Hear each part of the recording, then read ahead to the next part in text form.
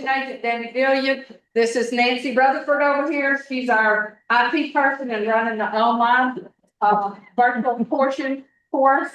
And the speaker tonight is extraordinary Mary Roberts. He is our oldest or longest certified organic farmer in Union County. So that's a good.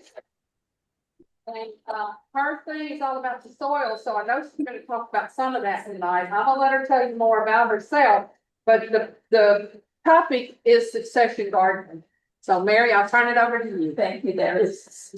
All right, I'm going to try to reach y'all in the back, but if I get soft, flag me. All right. So my name is Mary Roberts, and I'm also known as the second season farmer at Windcrest Farm. And Windcrest Farm is about 15 minutes from here in the Alton area of Union County.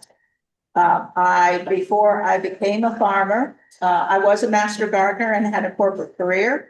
And 22 years ago, my dreams came true and I started a business on the farm. So as Debbie said, we are the oldest running USDA certified organic greenhouse in Union County. And we ship plants for other gardeners and market farmers all over the country. So I invite you to go to my website, learn more about us. I could talk about me for the next hour, but I invite you to go and look at that and reach out. I did leave some cards on the table up there, but there will be a QR code at the end of this in order if you just want to shoot that and go digital. So I was asked to talk about succession gardening tonight, and this is going to be a little bit different. I've got a different take on this, simply because there's a lot of courses that are going to give you a long to-do list of what you do in the spring and the fall and the summer, and it's way overwhelming for the hour that we have this evening. So I'm going to give you some of that, but what I really want you to start thinking about and what I hope to convey is that with the right mindset, we can garden all year long in Union County. We're really lucky. And whereas in years past, we could use the climate zone, right? We're in zone 8. Last frost date, first frost date, to kind of gauge what we plant when. As we know, we don't know when spring, summer, winter, fall is, except fall, the leaves fall off. We just had spring. We had snow in the next week, right? So it's all getting kind of crazy. So what I want to do is not only say these are the things that we can do in these sections of the year, but also let you start thinking about your mindset and how you're going to approach this changing weather pattern and expanding your garden. Because the year is long. Trust me, I've been doing this for 22 years. You come to August and you say, I'm done, I'm never doing it again. And then you get a little rest. And then you're back at it again. And I've done that for 22 years. So I do have a little bit of perspective of this. So how many of you are harvesting some vegetables or fruits or something from your garden right now? Fabulous. How many want to harvest some fruits and vegetables from your garden, right? We just pulled the most beautiful broccoli, cauliflower, cabbage, onions for our holiday dinner. Beautiful stuff.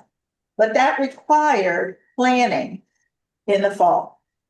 Actually required planning in about August in order to have that happen, from getting the seeds and getting them started and getting them ground. So August is, like I said before, is the time we're all going to quit. You know, heat and humidity have taken their toll, and we're done. But if we can pace ourselves and if we can kind of plan ahead a little bit before it comes to the rush, we can successfully garden all year round in Union County, and we're really lucky. So it's planning a year of flow, rest. I should have put that in capital letters, because if we plan that at the right times, we can make it through the year. And abundance, like you can be growing broccoli or harvesting broccoli and cauliflower and cabbage this time of year. This is not advanced. The error. Yeah, It's not advancing. let's see if I do this. There it is. Okay. Okay. So a succession planting isn't about endless productivity. It's about getting a rhythm, right? We plan, we do, we rest, we harvest. And we keep doing that in succession. So I just want to, you'll see that theme throughout this presentation of that same rhythm. Now, the number one question that I get, and I do a lot of seminars. I was at the Matthews Farmers Market for 16 years selling plants, so I get a lot of gardening questions. The number one group of questions that I've gotten over 22 years is it too early to fill in the blank? Plant a tomato? Is it too early to harvest this? Is it ready yet? Is it too early to whatever? Or is it too late? Have I missed the window? And so at the end of this presentation, I hope you can fill in your own blanks about whether it's too early or too late. And that's what I've kind of based this around. So we'll talk about these four groups of cycles.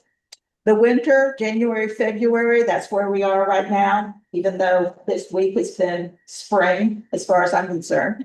But winter's coming back. Make no mistake about that. But this is really a time of rest and reflection and planning. I've spent the last week with seeds everywhere from my inventory, catalogs everywhere, spreadsheets everywhere, in order to plan and get everything in place for when everything starts. And for us, we're in the greenhouse starting next Thursday. I've had a nice rest period over the holiday, but in order for me to offer my customers a nice sized tomato plant in late March, early April, I'm starting next Thursday. Oh, yeah. So if you're going to be starting your summer, veggies from seed, now's the time to be thinking about doing that. Next, we'll go into spring. We'll call that March to May. That is one of the busiest times on the farm because we are helping other gardeners get their plants to get in the ground. And this is where we do early starts, but we're also doing layered plantings. Okay, so March, we should have our cool season stuff in the ground. And when I say cool season stuff, kales, collards, broccoli, onions, leeks, cabbage, pak choy, those things that really, really do like the cooler weather. Those should be in. But by May, we've got tomatoes, peppers, eggplants, some of the warmer season. If you're gardening in a smaller space, it's that, when do I pull stuff out? When do I put things in? How do I succession on that? And there's lots of different strategies to do that. I'm not going to cover too much of that technical part of that, but just know that that's a transition time. You should start thinking about transition. You can layer things on top of each other and have this continuous harvest throughout the year. And then we're into summer, June to August.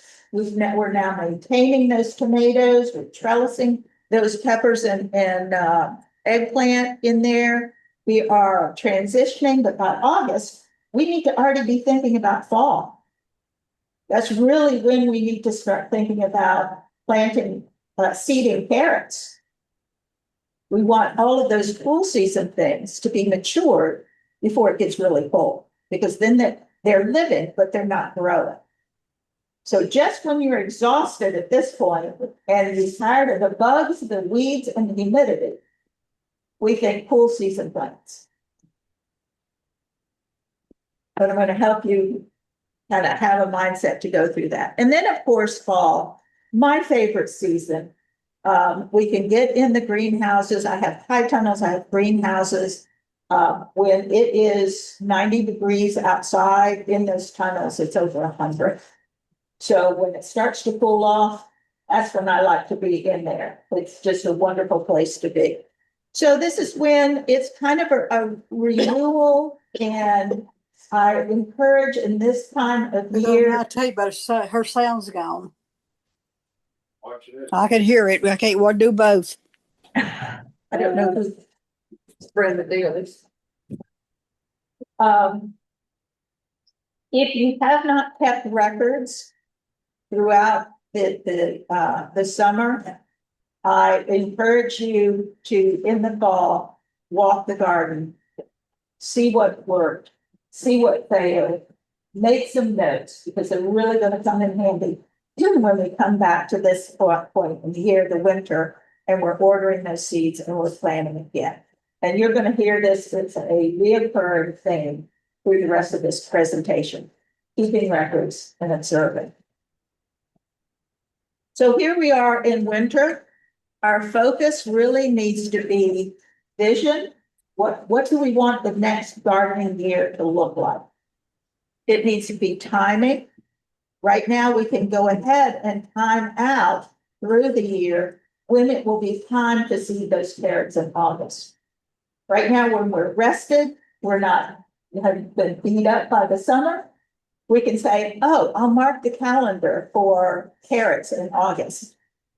Or if you're ordering seeds for this, a lot of the seed companies now have a minimum order to get free shipping. That's a big deal for me. I'm headed for the free shipping, right? So if I know that in August I want carrots, but I'm ordering my tomatoes now, let me go ahead and order the carrot seeds. They're going to be there in inventory. They're going to be ready to go for me. And I got free shipping because I'm at the minimum, right? So it's that timing, looking at that, and it's really preparation.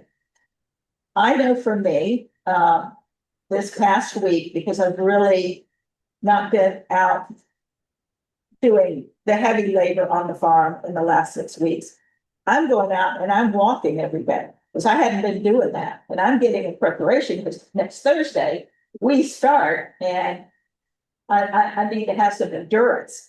So it's not just preparation of the soil and preparation of having the seeds, but it's preparation of you as a gardener for the long haul. Mm-hmm. So we want to, the flow and rotation is the winter is the gardener's planning rest, and it's when our soil is recovering too. Because if you are growing all year round, you are taking things from the soil. And just like you need rest as a gardener, that soil does too. So we'll honor that resting time of the soil and plan for the tasks ahead.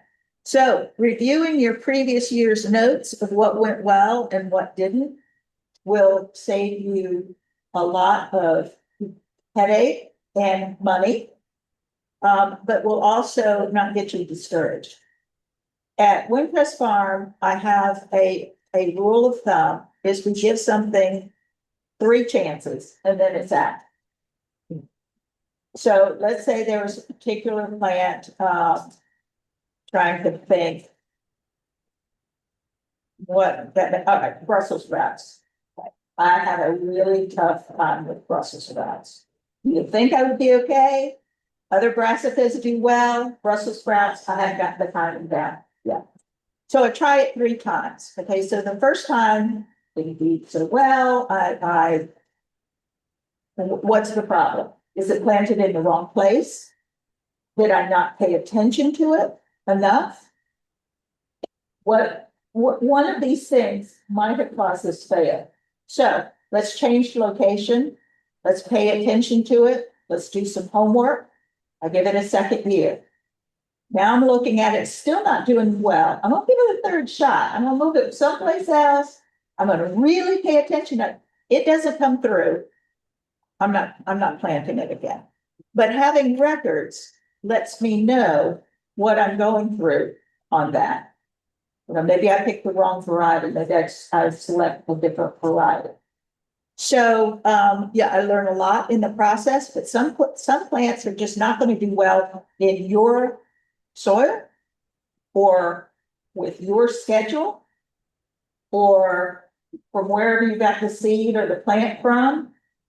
So all of those things of reviewing and looking at that will help you not only get better in your gardening, but help you decide what you want to go forward with. Just because one thing failed doesn't necessarily mean you can't do it with different circumstances.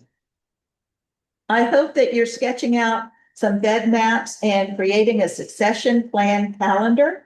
Again, I'm going to use the carrots in August. Nobody's thinking about carrots in August, but that's when you need to do it. Now, we highly recommend rotating plants. If you're not familiar with crop rotation, I suggest looking into that subject a little bit. We don't have enough time to do that tonight, but in the short run, what you need to think about is you have light feeders and you have heavy feeders. So corn, tomatoes, peppers are heavy feeders, lettuces, kales would be light feeders because our plants take certain subset out of the soil. And if you keep taking that set out, right, you're going to have a depletion. So by rotating, it gives the soil a chance to rest, but it also helps build the soil. Perfect example, if you live in Union County and you go by some of the row crop fields, one year it's in corn, next year it's in soybeans. And maybe they throw in a rye or a grass and grain somewhere in the middle, right? And then it goes back to soybeans and corn. Why? Because corn is the heavy feeder. Soybeans is a legume. It's fixing nitrogen in the soil. And so they're not depleting the soil. There's that crop rotation. So that on a large scale, acres and acres, but that is the same principle in our own gardens. Let's rotate things.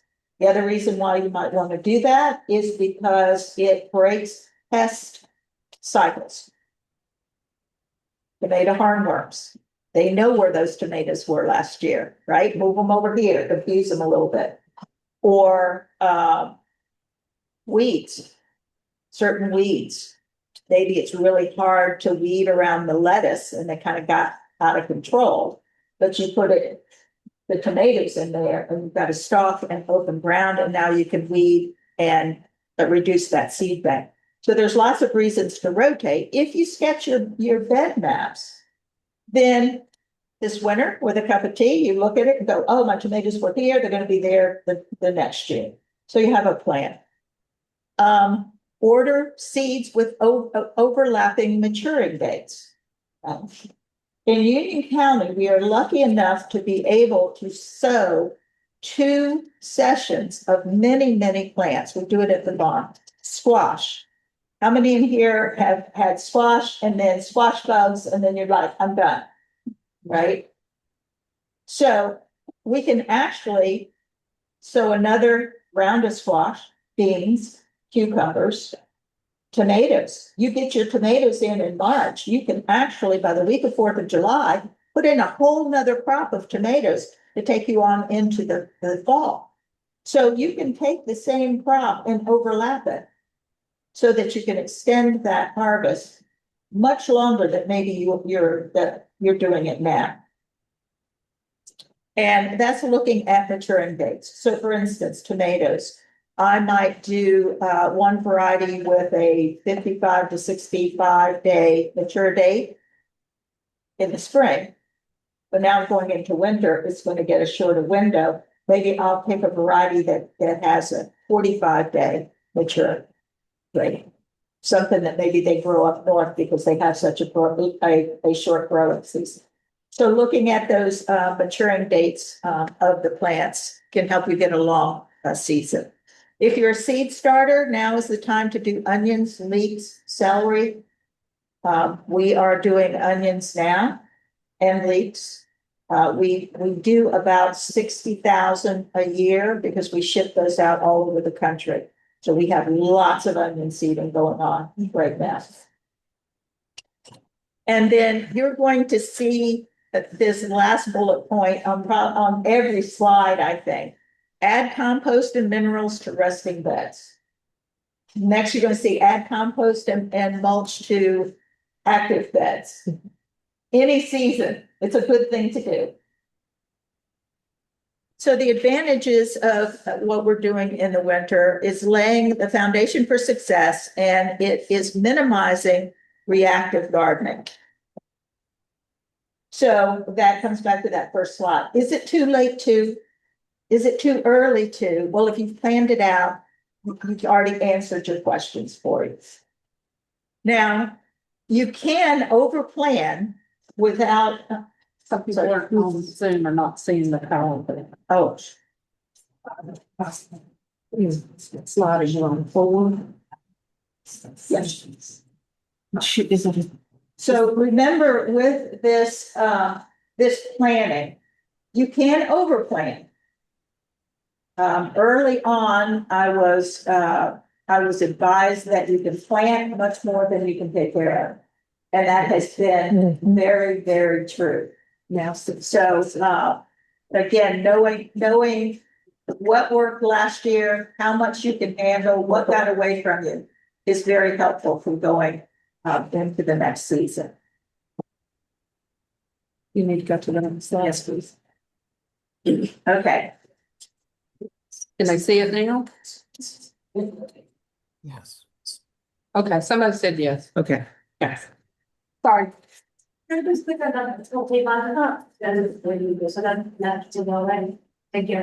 Oh, okay. Oh, same.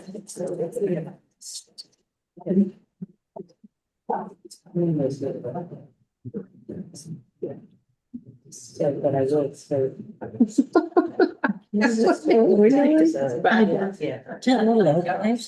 I can't see the arrow on my screen. Oh, I know, but it's. I did it on this one. It's up in the right corner. Way up in the right corner. It's okay. You're real close. Am I there? You were disappeared. Something happened. Summer, go back to spring. We don't want something. I can see it on mine. I should be able to. It's a little bit. Am I on it now? So spring. Now, spring in Union County usually starts in March. Doesn't mean that winter doesn't come back in April. It's a really, really frustrating time sometimes. But if you're prepared for that swing in temperatures, you'll be okay. And how do we prepare? Well, first of all, we don't plant too early.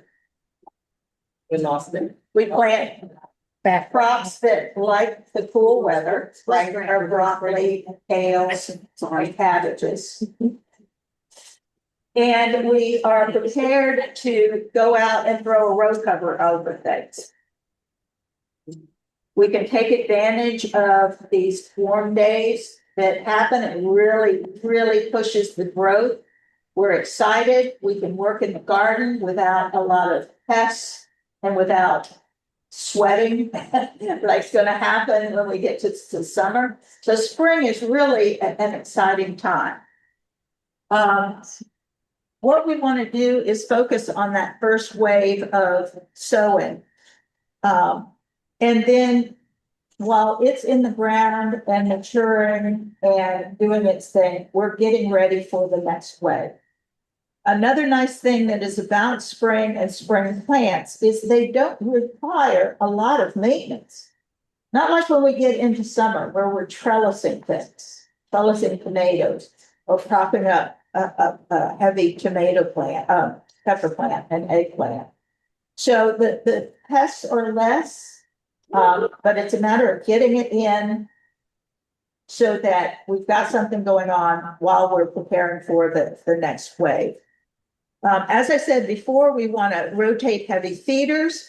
Brassicas, those things that I just mentioned, the cool season ones, while they're very, very easy, they are heavy feeders. So keep that in mind for your rotation. And then legumes and light feeders. Anywhere you can plant some beans. I really recommend if you're not planting beans as a gardener right now, it's really helpful for the soil. They take off very quickly. And, if you don't like beans, give them away, or my dogs love them. So you may have a pup that likes them. So we can direct sow cool season crops like peas, radishes, and greens. Now I sell plants. I sell all of these things as plants, but there are some things that are best direct sown, which is things like radishes and peas. You don't usually buy those as transplants. The thing is that the soil has to be the right temperature. And the confusion a lot of times happens. We confuse the air temperature with the soil temperature. This is where I get all these people in early March. We've had these warm days and they want to know where their tomato plants are. And I'm like, it's not right time for tomato plants. The air is warm, but that soil is cold. And you put tomato or, goodness, basil, which absolutely hates a cool soil. They may survive, but they are not going to grow. And they're going to be weakened. And that's when you get some pest touching. Think about us when we get cold, right? It kind of slows down. We're sitting there, we're trying to maintain, but we're not thriving. So it is very important to know your soil temperature as well as the air temperature. So with the cool season direct sown crops, like your peas and radishes, yes, they like a cooler temperature, but the soil does have to be warm enough in order for those to germinate and take off. Now, sometimes the seeds will just sit there. Knowing where you planted them is always a good thing to know. When it comes up, is that something I planted or is that a weed? But this is something that we're talking early spring. So if you started your onions, leeks, indoors this time of the year, then the spring is when you're going to plant those out. If you're starting your own seeds, now's the time to start tomatoes, peppers, basil, eggplant. Wait on the squash. Get all those other things seeded before you jump into squash and cucumbers and your cucurbits, because those seeds hit the ground and it just seems like in 2 or 3 days they're this tall. They're so fast growing. So it's another timing issue. Do the things that take a little longer. And then just about the time you think the tomatoes are big enough to go out, sow your cucurbits, your cucumbers, your melons, squash, that kind of thing. Staggering your plantings every 2 to 3 weeks, like for lettuce and carrots, gives you a continuous harvest. We do this all the time. It's on the calendar. No matter what what was preceding it looks routinely. 3 weeks after I do a greens or carrots, I'm seeding again. And the reason being is that as we're going forward past, I think it's January 9th or 11th, the daylight is getting above 9 hours. And it's daylight that's going to affect your growth also. It's not just temperature, not just the soil temperature or the air temperature. It's going to be the day length. So between November and January, things will live, but they're not going to grow. You're not going to see that growth. So something that I seed in the end of January is going to have a different growth rate than something I seed in February. So all of a sudden, I might have 3 sowings of stuff and they all look the same size. It's because the day length is lengthening. So just another something to put in your journal as you're watching these things go. If you want a continuous harvest, you want a succession plan. Do things like that your harvest are one and done. You want to do that every 2 to 3 weeks. Believe it or not, in the spring, it's time to prep any fall beds that you have. So if you've got a rotation, if you're fortunate enough that you've got garden beds that you can rotate and you can leave something fallow to rest. You can leave something that's going to be ready when you're ready to do fall carrots, but you've still got tomato plants going in August. If you prepare in the spring your fall beds, again, August comes, you're tired, it's hot. You don't have to haul that compost and mulch and everything. You've done it in the cool of the spring. So here we are preparing again for the fall in the spring, planning ahead. And just leave that bed all summer, I like that. Yeah. Okay. So it's going to be doing its thing. You've got Yeah. enough mulch on it, and compost. You've got earthworms coming up in there. They are fertilizing that. Yeah. That mulch is decomposing in the heat. I have enough mulch on there that it's suppressing any weeds. And come August, we just part that and drop the seed in and we're ready to go. Yeah. Okay. So again, Drive my husband crazy to have a good time. now, if it drives you crazy to have nothing growing in it, but it is your fall bed. Yeah. Then a cover crop. Do something on buckwheat. Okay, so buckwheat will flower in 45 days. It's absolutely gorgeous. One of I was those. about to say, is it pretty? Because It is. it's something pretty. It's got Mary, buckwheat. can you tell the Zoom audience what she's asking? Yeah, So there's repeat the there's context. What was your?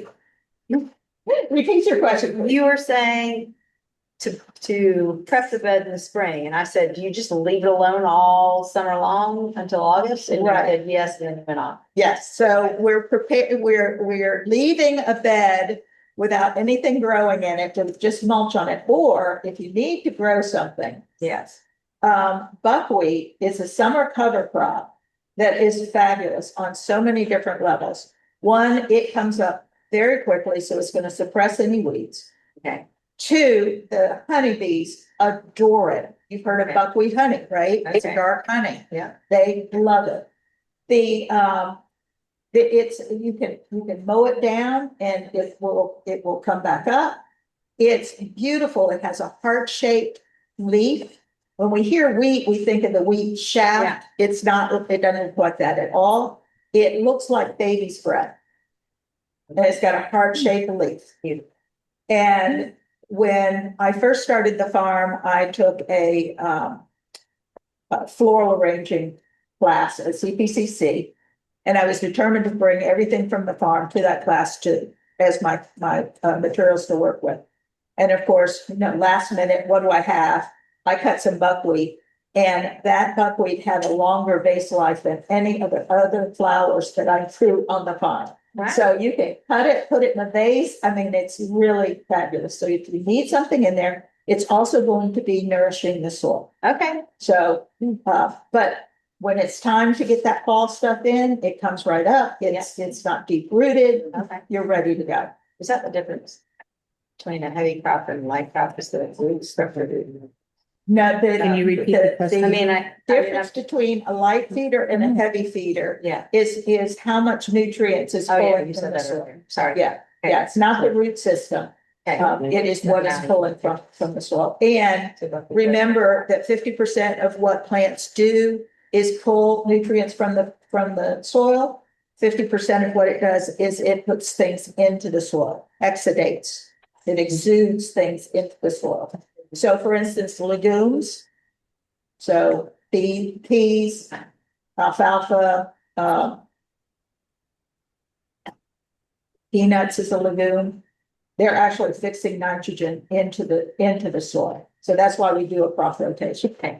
So the advantages that we have in the spring is we can really plan to extend the harvest and use every inch of soil, but it can be overwhelming if you're ignoring that nutrient draw. Someone is asking the height of buckwheat. Buckwheat is about 24 to 36 inches at the most. So it gets fairly tall. It's absolutely gorgeous. And if you have bees, which you should be planting it anyway. All right, now we're into summer. So what we want to do is keep our productivity high without exhausting the soil or yourself, because if you tap out, your garden's done, right? Unless you've got lots of automatic irrigation and somebody to pull weeds for you. So we need to keep you going as well as the plants and the soil. We want to alternate any active beds with resting beds at this point. And again, as you're alternating there, compost and mulch, compost and mulch. What we can do is replant quick crops. Like I said before, you can do a succession of beans, cucumbers. Basil is another one you might not be thinking about as a succession. Unfortunately, with the humidity that we have in our growing area, basil is prone to a powdery mildew, though there are some varieties now that are more resistant, thank goodness. But sometimes the basil is just exhausted by the time we get to the end of the summer, just when the tomatoes are really in full stride. You can plant basil again. We have a long growing season. So if you get to July, 1st of August, and something has just dropped out on you, watch those maturing dates and you can plant again. We're starting the fall crops of broccoli, cabbage, kale.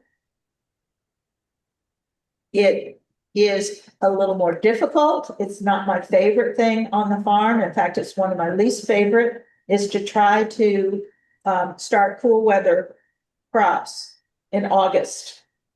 They aren't happy. I'm not happy.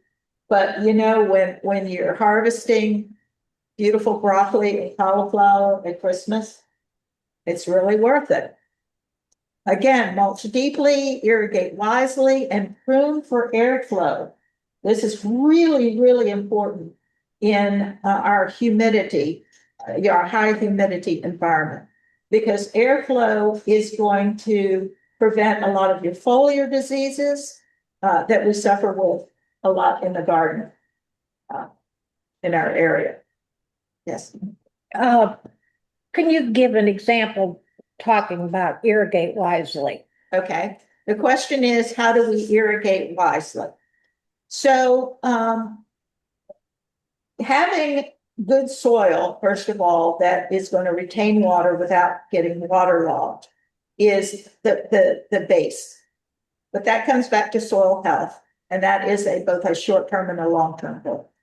As far as applying water, we want to water early in the day to get our plants set up for the heat of the day, and not be going out, let's say, in the evening and seeing wilted plants and then trying to revive them.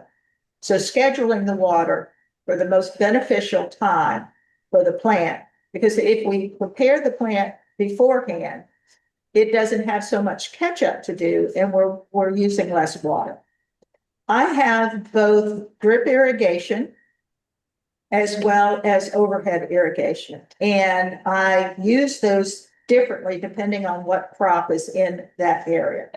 So if I'm seeding, I want an overhead irrigation because that's distributing the water better for me. When I have established plants, I don't want that water to be evaporating in the air with a sprinkler system or overhead. And so I have drip irrigation. It's also going to depend on your soil type. Now, I am off of Sandy Ridge Road in Alton. And the reason that name is Sandy Ridge is because I live on a ridge of sand. I don't have Carolina red clay. I'm 7 miles from the South Carolina border, and I have sandy soil, which means my soil isn't holding water.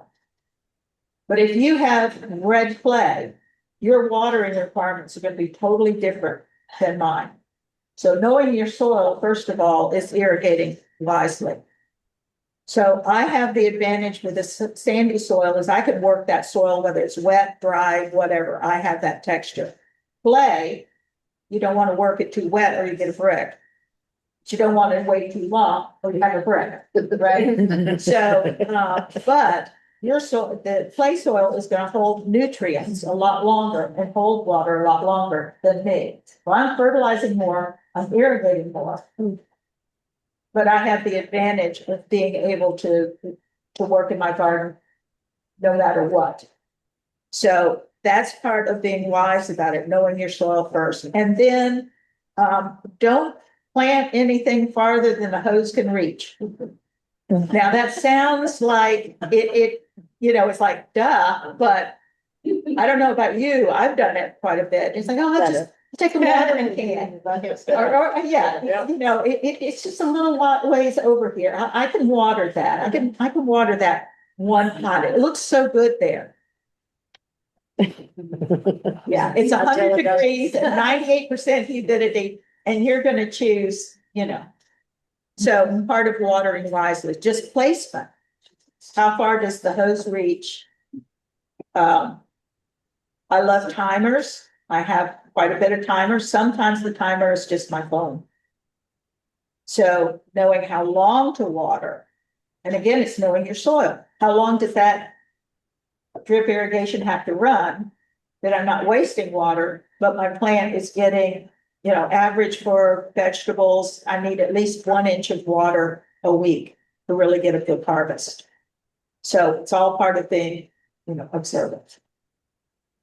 That answer our question? Okay. So, the advantages of doing all this, of course, is continuous harvests and improved soil moisture and microbial health. It's all happening underground. We love our microbes. They're really what's doing the work for us. Just like we are eating yogurt and taking probiotics for good gut health, your soil and the microbes in the soil are the gut that's feeding your plants, and they can't survive without water. So know that you're not just watering the plant, you're watering that team underneath the soil that's delivering the food to your plants. So pitfalls, heat stress, nutrient loss, gardener fatigue. Again, we get to August and, every farmer I know is going to quit in August. And then here we are again. So now that brings us to fall. Okay. And we're still planting the next wave while we're wrapping up the current one. And this is the big debate at Windcrest the past 22 years. When does Mary give the command that the tomatoes are getting ripped out? And it's a day-to-day decision. Well, can we leave just one? I mean, there's little green tomatoes on this, And let me tell you, get to August and your tomato plant may be full of blooms, but you've really got to look at that first frost date. Are those blooms actually going to mature? Do you need to clear real estate to get those fall plants in so you'll have that beautiful broccoli and cauliflower at Thanksgiving, at Christmas, at New Year's? And it's a hard decision. I mean, these, for me, these have been my babies, right? In the winter, I ordered the seed. We seeded it, we raised it up, it's a plant, we planted it, we pruned it, we watered it, we talked to it, we defended it against all pests. And then you're going, I just hate to rip it out. Maybe it's just me. I hate to rip it out, but we've got to get ready for the next crop. And for me, even though I am earning a living, so I cannot afford to have something that's non-productive in the garden. So I've got to make the decision. But it is hard, even with those constraints. There's ways around it. You have that bed that's been sitting there all summer without anything in it. I can let that tomato go because I'm going to plant my fall stuff over here. I have the luxury of another space I can rotate. Or I can say, I'm gonna plant a bunch of lettuce underneath these tomato plants. I can't bear to pull them out yet, but I can plant around them and they'll actually provide some shade in September for my fall crops. So you don't have to necessarily clear the decks. You can interplant with some things in the fall. A word about carrots again. They're prominent in my slide here. In order to get good carrots before it's frost, you need to plant them in August, and it is just really tough. Carrots were one of my 3 strikes in the out crops in the early days. I couldn't get a carrot to save my life. And the reason was, it was August, and that I was not watering them, the seeds enough. I went out every single day and watered that carrot patch, and the rewards were just fantastic.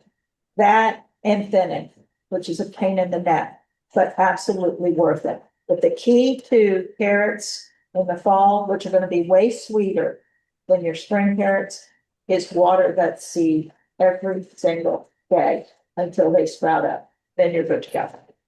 Okay, so we're going to direct seed now. We're back to cool season. Hopefully you've got some seeds left over from the spring cool season crops, right? You ordered the seed, you had some left over, you took really good care of them, right? You seeded, you took them in the house, you put them in, I had little plastic coat things. They're in a dark closet on the side of the house. I pull those out, I'm ready to go. I've planned in the winter, so I don't have to search for seed in the fall. So we're just repeating that pattern. It's time to put in garlic. I get a lot of calls in the spring. Do you carry garlic? Well, I do, but not in the spring. That needed to go in by October so that you harvest in May. So knowing that the timing on planting some of these things. Okay, there we go. Compost and mulch again. And then, as I said, this is a time when I really encourage you to begin next year's notes and observations. This is a great time to just take a stroll through the garden. I am just so happy that we have cell phones now with cameras on them. When I started, didn't have this. A picture, as they say, is worth 1,000 words. Take a picture of those beds. You'll be surprised at what looking at those this time of year will help you remember.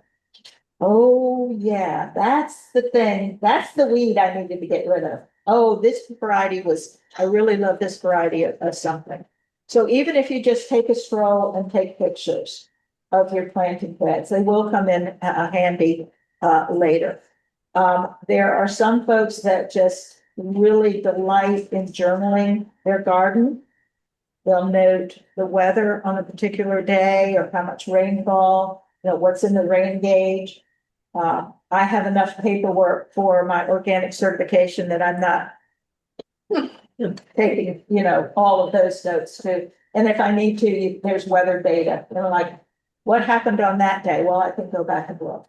But, gardening is supposed to be not just nourishing our bodies with the food that we grow, but it's supposed to be nourishing our soul and getting us outside. And however you incorporate all of that stuff together, it's a good thing.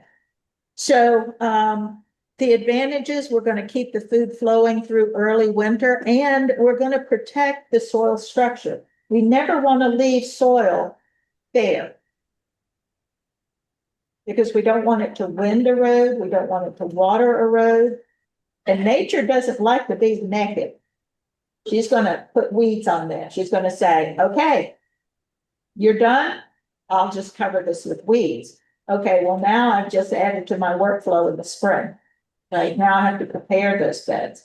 So if in the fall I go, you know what, need a break, compost and mulch. cover that soil.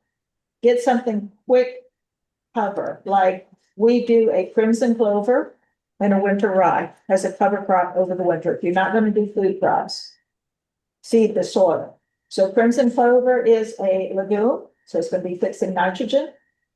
Winter rye is a very, very deep rooted plant. So if you have compacted soil, those grains will help break up that compacted soil. And when you go and cut it and mow it down, you just run your own mulch. Right?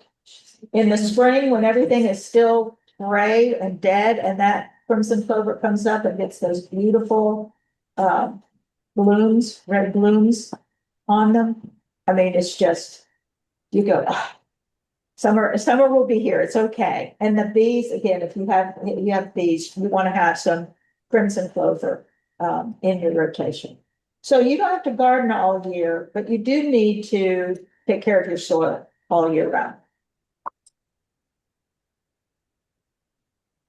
So now I've kind of given you some of the mechanics, and I just want to spend a minute to talk about you as a gardener and having a mindset that's going to help you get all the way through the year.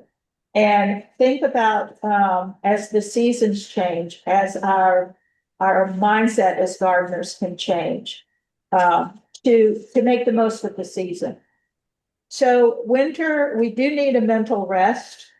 Goodness knows right now, everybody's kind of in a holiday hangover, right? We've been rushing around since before Thanksgiving. Maybe you're into Halloween. I mean, it's been a rush and we're all just like trying to catch our breath.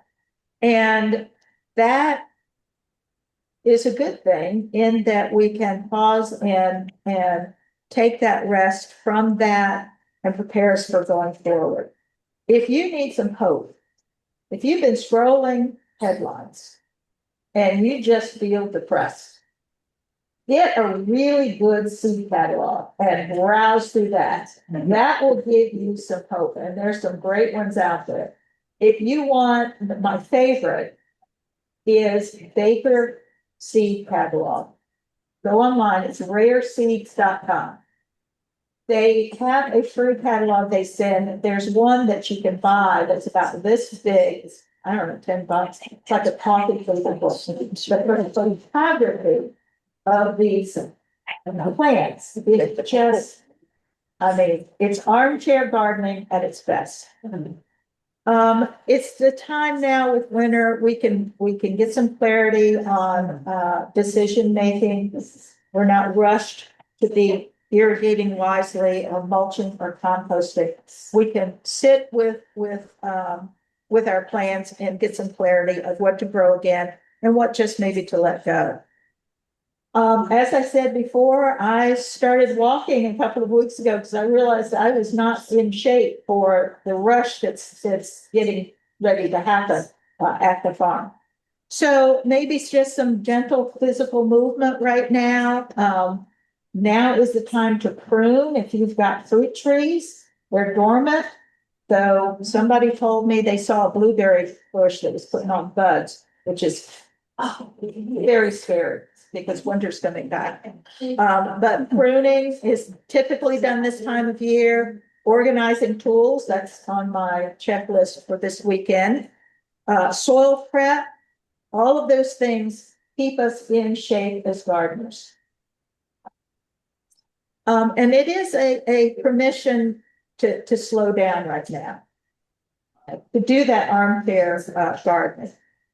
And when we do that, it really is validating rest as being productive, right? We're a society that if we're not moving, we might not feel like we're being productive.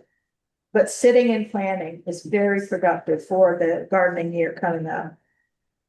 So in the spring, now we're at full body functional fitness, right? Mm-hmm. I saw an ad sometime this past year, someplace in Rock Hill, it's like boot camp farming or something. It was like you go out and they're gonna have you lift compost. They got all these routines. It's like we're exercising outside. I'm like, oh, now this is an agritourism income stream I'm missing out on. Okay, bill all of this hoeing and weeding and swatting and coating and everything as a boot camp. But you do have to prepare for it. Don't just go out there and, blow out a knee or something and then you're down for the count. In the spring, the tiny winds arrive daily, right? We've been pooped out, everything's gray, and you go out and that walk in the garden, that observation, to see those radishes that you put in, popping up in a little line. I mean, that to me is what it's all about. Really, those little tiny things that you see life coming back in the spring. It gives us renewed optimism, mindful presence. We're all asked to be a little bit more mindful. This is a good way to do it. And you start to regain your confidence. It's funny with us in the greenhouse because there's some tasks we only do once a year or maybe once every other year. For instance, I'll give you an example. We might be taking cuttings of some perennial plants. And we might not do that every year because we didn't sell all of them. We've got some carried over. Now we need to go back. And you sit and you go, wow, it's been a long time since I did this. And it takes a little bit, and then you're like in the rhythm, it's like, yes, I know how to do this. This is good. This is going to be successful. But sometimes you're kind of a little rusty. And spring, though, brings back that, yes, I can do this. And some confidence to go out until you hit that heat and humidity and go, I might be able to do this. I don't know how to do this, but do I really want to do this? Let's grab it in the spring. Now we're in full summer. We're getting that cardio, right? I always kind of laugh at gym culture, going to the gym. And I'm like, come to the farm. We can give you some cardio. There's a lot of stress relief, as you probably know if you're gardeners already. There's nothing like going out, getting your hands.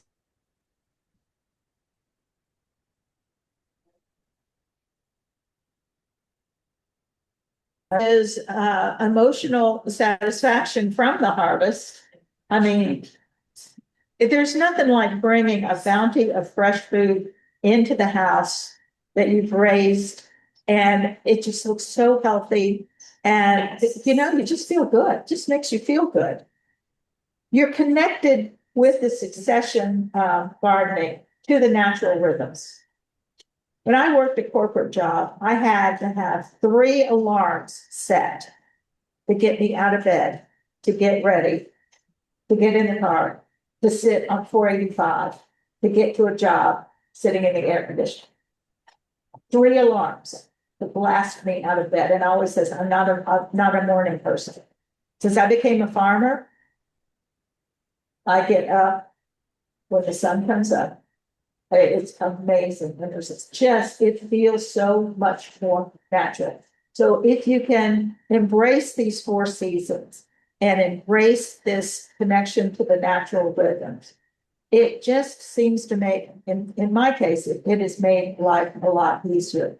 Now, if you are always wondering if you're too early or too late, or did I do it right, and you don't have the mindset of let's just try it and see, there's going to be some stress to gardening. But again, what I'm hoping is that you'll see you can stretch this out over the year and be prepared and go with the rhythms of the season and not just so much by a checklist. And we can get a lot of joy through just being in our garden without this constant consumption mindset. I have to buy this to do that. I have to buy something else to go with that, but get to do this. There's a lot that we can do with just what nature provides us.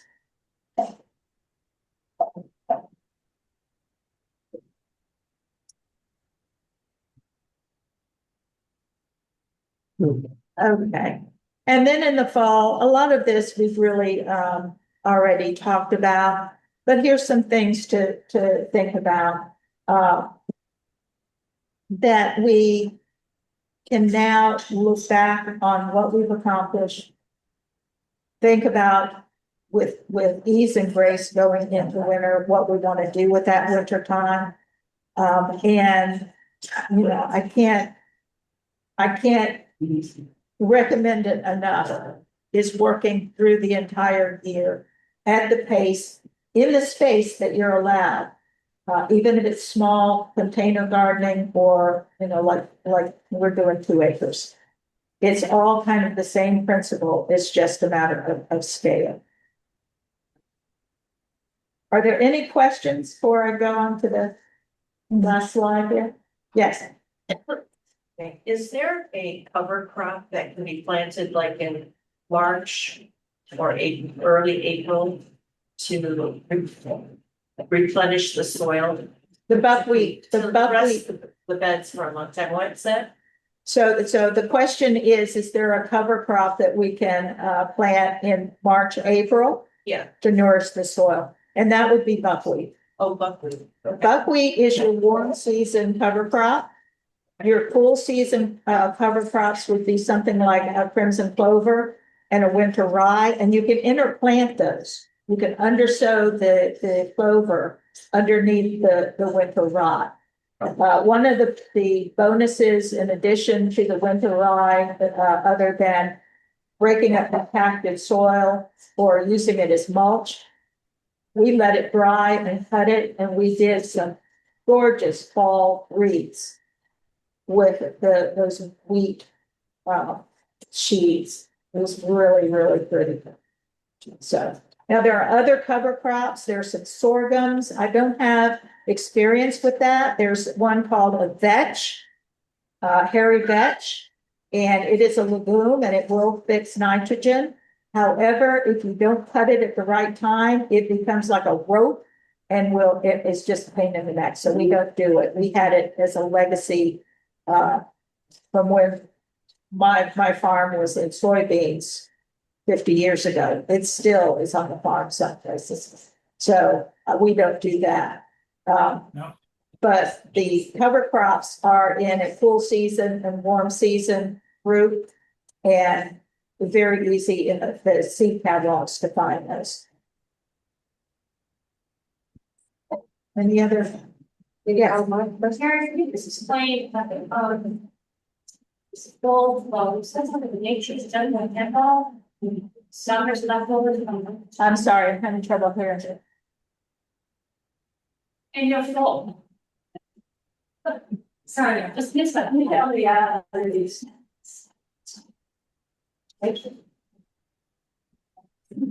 That's what you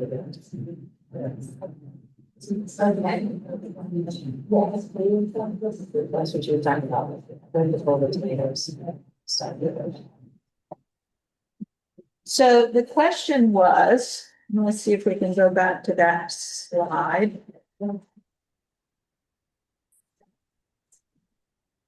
You just got there, doesn't it? Under flow and rotation. Yeah, that's the one. That's the one. Okay. So the question was, what did I mean about nature's gentle handoff?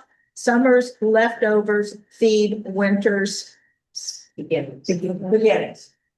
I've got something over the screen here.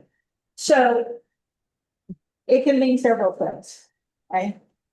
With the summer, as we're taking out all of the summer crops, perhaps, maybe those are going into the compost pile and they're decomposing and we're returning those things back to the soil. So cycling, keeping those inputs on the garden in the form of compost, whether we're composting in place or we've got a pile that we're turning. There's lots of different ways to compost. The other thing that might be, let's say that it's a cover crop, right? So the summer might be that buckwheat, And so we cut that and maybe we're using that as mulch, maybe we're putting that in the compost pile. But that buckwheat through the summer has nourished the soil. So when we do our cool season plants, like the kales and the broccolis and everything, we prepared that space that we're now handing it over to another crop. Was that, does that answer the question? Yes. And besides vegetables and tomatoes, like having all the way or just leave it some, you can also slide some in the position. I'm sorry, having trouble. It's okay. It's okay. If you want to ask the question afterwards. Yes. Any other questions? Someone online's asking when in the fall to plant the crimson clover. When in the fall? You can plant it, as early as August, September. I try to get it seeded before mid-October. But you can start in August. Maybe you've decided that a fall crop is not what you want to do. So you can seed it as early as that, and it gets a good start. Now, with the full season cover crops like the crimson clover and the winter rye, the earlier they get in, you'll get a flush of green, and then the cold weather will come in and they'll just stop. They'll just stop growing.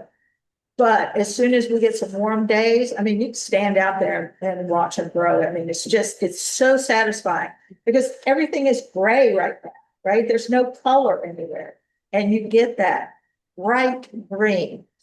If you think back in Union County in February, you might be driving a country road and you'll see fields that are bright green. And that is something in the grass family. That's either a winter rye or that's a whatever other grain that the wheat, right? Wheat or oats or something like that. So, but don't be discouraged if it comes up and then we get cold weather, it will just sit there. It won't die, but you won't be able to go out and say, oh, well, it's growing. It'll pause. And then again, as the daylight gets longer, it's not just the temperature. As the daylight gets longer, you'll see it just flush. Should you test the soil temperature with those? Are those probes worth it? And do you only need to go as far as your estimated root depth? So the question is about a soil temperature and testing the soil temperature. There are some very fancy soil probes out there. And I have one and it's got a probe on it about like this. And the reason that I got it was for compost, because I want to see what the internal temperature of the compost is. But for the home gardener, you can go and get a little meat thermometer, the little round ones that, you can buy for $10, right? And stick it in the soil. It'll tell you what the temperature is. Very inexpensive. They do go down about that. But if you've got a warm enough temperature, and what we're looking for is about 50 to 55 degrees. So that's when our microbes are waking up and they're getting going. But for $10, I don't even know if they have like at the dollar store in the utensil, section or whatever. That's all you need. And how, like she was asking, part of the question was how deep does it need to go? Like, do you go to where you're putting your seeds or do you go down to like? I have some of the small, the shorter. and I put it all the way down. Okay. Yeah. Now, one of the things that you can do is if you want to warm up your soil a little bit, is you can take plastic and put it over the soil. And now you've got a greenhouse. I mean, it's flat on the ground, but you've got that solar energy and you'd be surprised at how it will warm up the soil. Now, make sure that soil is well hydrated. Soil, water will hold way more heat than air does. So if you've got dry soil, it's not going to heat up like a wet soil. That's another tip, that if we've got cold weather coming and you're worried, make sure the soil is well watered because it'll hold more heat. And then when you cover it with that row cover, it's gonna trap that heat that's radiating up.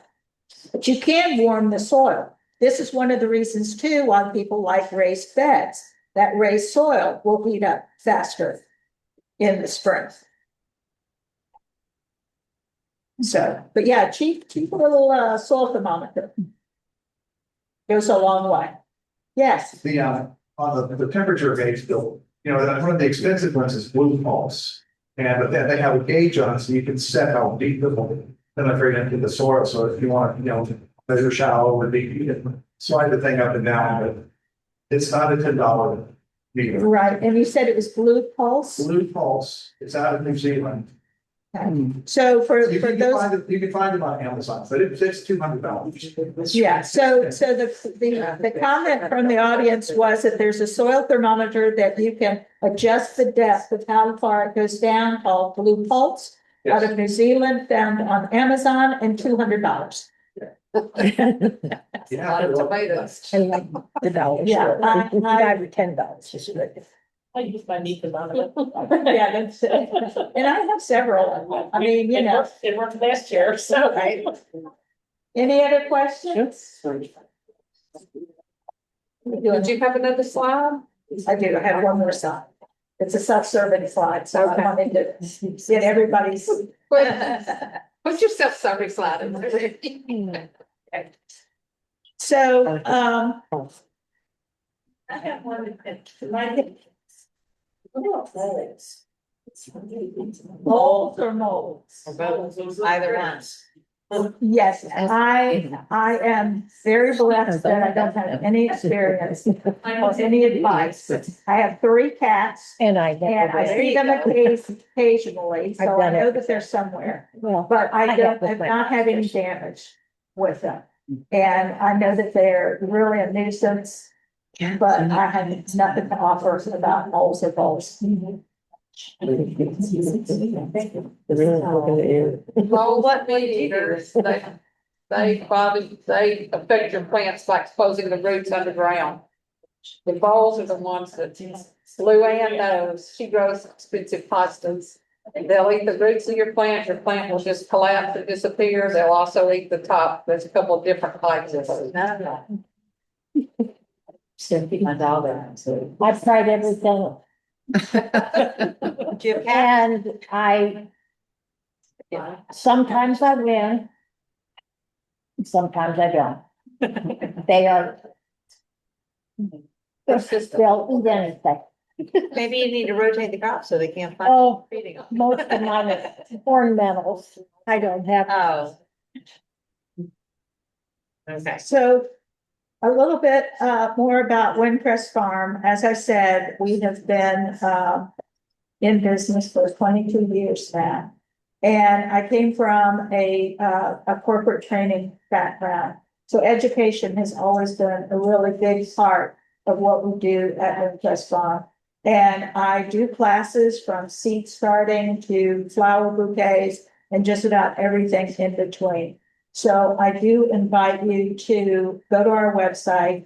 The 2026 calendar for all of our individual classes I've not posted yet, but you can sign up for my newsletter on the website. It comes out on Tuesdays. And as soon as we have that calendar posted, it will be coming out and you'll see all of the information on the newsletter. But this year, and this has been a dream of mine for quite a while, and I did take this winter rest period to build this out. And I'm very excited about a new course that I'm offering. It started January 1st, so there's still time to sign up. And it is a year-long course. And it's called Seeds, Stars, and Seasons. So each month we'll be going through what to do in each month of the year. And with relationship to what you should be seeding, I go into some history about how they did it in the old days. None of us would be sitting here now if our ancestors hadn't figured out how to garden all year round in all kinds of conditions. And so it's really always interesting to me to go back and look at the old ways and then see how we're using modern techniques or how they evolved into that. So that's part of it. I'm always fascinated by planting by the moon. My husband always came home as soon as the Farmer's Almanac hit the stands with the Farmer's Almanac. And in the early days, I did practice some planting with the biodynamic calendar. If you've ever heard of the biodynamic calendar, you've ever looked at it, it's very intimidating until you learn how to read it. And through this course, you'll learn how to read it. You can sign up on a monthly basis. You can join me for a quarter, or you can sign up for the entire year. On the second Tuesday of each month, we'll do a live Zoom call, so you have your questions. On the first of the month, you get a 20-page guidebook that outlines the entire month. We'll be going over that. And then each week, I will send you a newsletter that expands on that guidebook. So at the end of the year, if you join me for the entire year, you'll have a notebook of at least 240 pages of information. I have some journal prompts in there. I have just some calendars, lots of different information that it just comes out of 22 years of doing this and learning, being a lifelong learner. And I'm just really excited to share this with everyone. If now is not the time for you, you go, geez, I've just gotten over Christmas. I need a breather. You can join at any time throughout the year. And if you get to March and go, yeah, I'm ready. Gee, this was great. I wish I had January and February. The Zoom calls will be recorded and you will have access to the prior months if you want to at a reduced price since you didn't go through it with us as a group. I've got a great group of people already signed up, so there's a community there. We'll all get to compare notes and ask questions and share our challenges. And if that's something that you're interested in, like I said, it's going to take you through an entire year gardening journey. So the QR code is there, as I can right to the page, and you can see all the options there. Or if you grab one of my cards, which I have over on the table, and just go to my website. Up at the top it says classes. You hit that, and you can find out the information. But I hope you'll join us. I think it's going to be a lot of fun. Okay. So that's What about the Zoom call?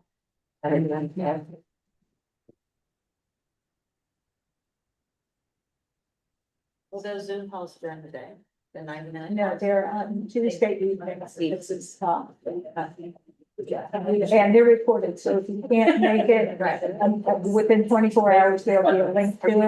And, I'm open to all the questions. You get availability, you can email me, ask me questions about the guidebook, whatever you're going through. Right.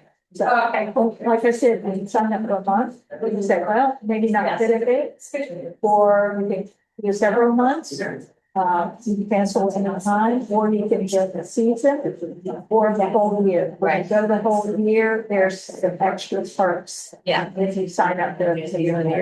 Okay, let's put a couple of them now.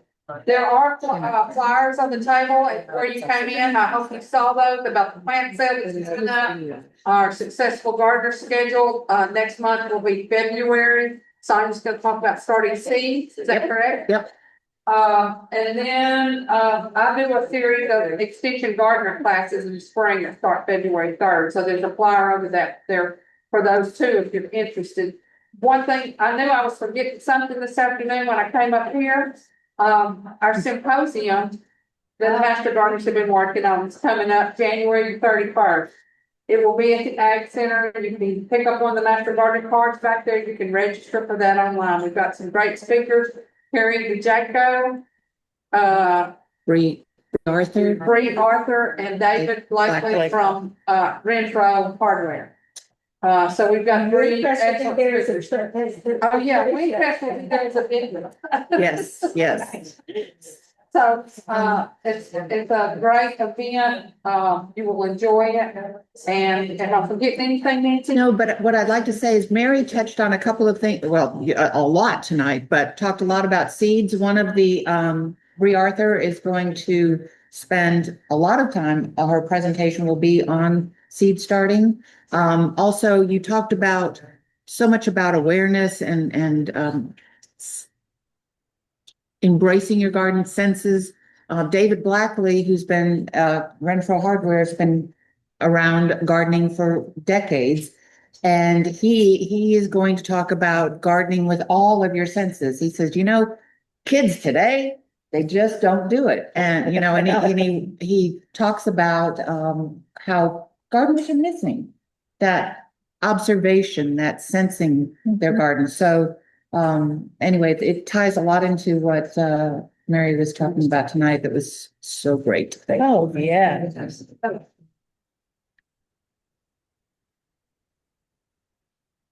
Y'all be careful going home. Watch the deer. I don't think you'll need your phone. Yeah.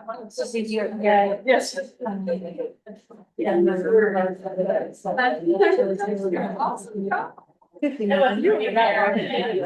The voles are active right now. Oh, yeah. Well, this is the time of the year. All through the winter. And this is when my dogs are gonna go out and get those in the yard. To get them. To get them. And they don't get them. They don't get them, but they tear up your yard. Yeah. So so you almost take them as your fault sometimes. But it is. Oh, it's.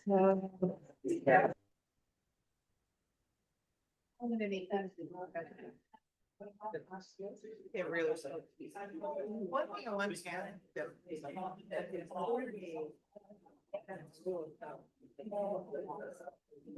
I know it's especially. Been exposed to somebody.